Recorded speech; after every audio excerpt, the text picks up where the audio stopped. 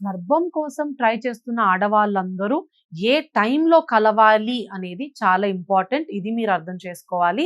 Periods first regular గా ఉన్నాయా లేదా చూసుకోండి. కరెక్ట్ గా నెల నెల పీరియడ్స్ వస్తున్న వాళ్ళకి 10వ రోజు నుంచి 18వ రోజు వరకు రోజు మార్చి రోజు కలిస్తే ప్రెగ్నెన్సీ వచ్చే ఛాన్స్ బెటర్ గా ఉంటుంది.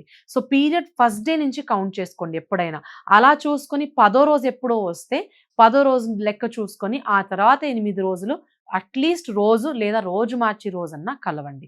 ఈ రూల్ ఓన్లీ రెగ్యులర్ పీరియడ్స్ ఉన్న వాళ్ళకే వర్తిస్తుంది.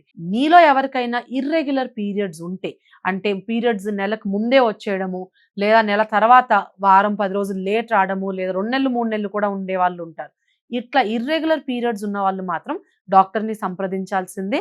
మీ పీరియడ్ ప్యాటర్న్ చూసి మీరు ఏ టైంలో కలిస్తే బెటర్గా ఉంటుందనేది ఎక్స్ప్లెయిన్ చేస్తాము.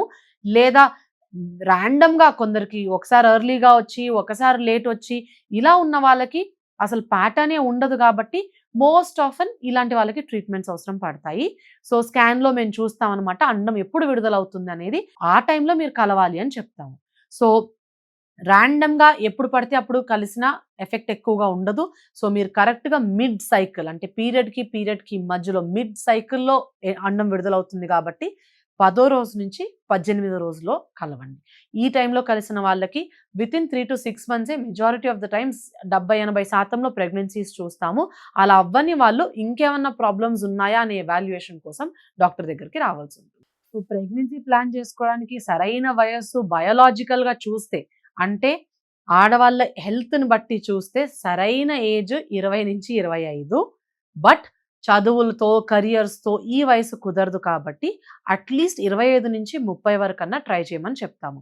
లేట్ 20స్ 25-30 వరకు ప్రస్తుతం ఉన్న హెల్త్ కండిషన్స్‌కి ఐడియల్ టైమ్ విల్ బి 25-30 అనమాట.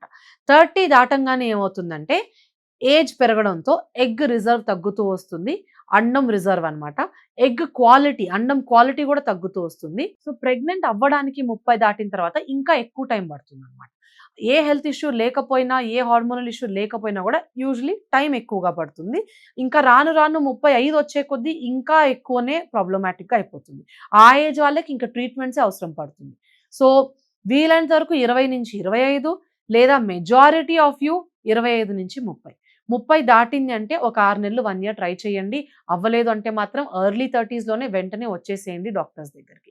ఇందులో కూడా పర్టిక్యులర్‌గా మీకు పీసీఓడీ ఉంది, మీకు థైరాయిడ్ ఉంది అంటే డెఫినిట్‌గా 30 వరకు కూడా ఆగొద్దు. 30 లోపే ట్రై చేయండి. 30 దాటిందంటే వెంటనే డాక్టర్ దగ్గరికి వచ్చేసేయండి. సొంతగా ట్రై చేసి టైం వేస్ట్ అవ్వకూడదనమాట. 35 దాటిందంటే డెఫినిట్‌గా ఎక్కడో దాంట్లో ప్రాబ్లమ్ ఉండే ఉంటుంది.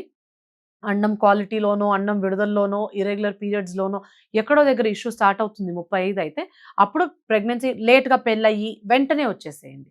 కొందరు 30, 35 తర్వాతనే పెళ్లైన వాళ్ళు టైం వేస్ట్ అవ్వకుండా ఇనీషియల్‌గానే వచ్చేసేయండి. ఒక ఇనీషియల్ ఎవాల్యుయేషన్ జరుగుతుందనమాట. అసలు ఏంటి మీ జనరల్ అందరూ ఒకేలాగా ఉండరు.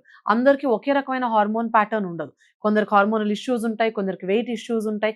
వీటిని బట్టి డిసైడ్ చేస్తామనమాట. మీరు నేచురల్‌గా ట్రై చేయాలా? లేదా మీకు ట్రీట్మెంట్స్ అవసరమా?